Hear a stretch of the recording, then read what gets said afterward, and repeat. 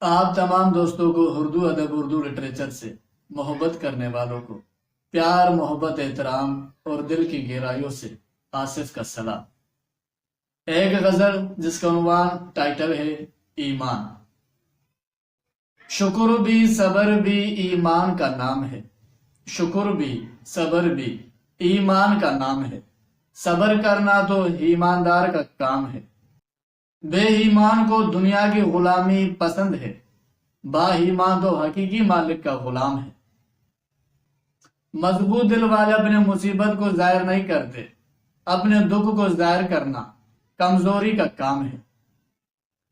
دل سے شکر کرو گے تو صابرین بنو گے، صبر بھی دل بھی ایمان کا مقام ہے۔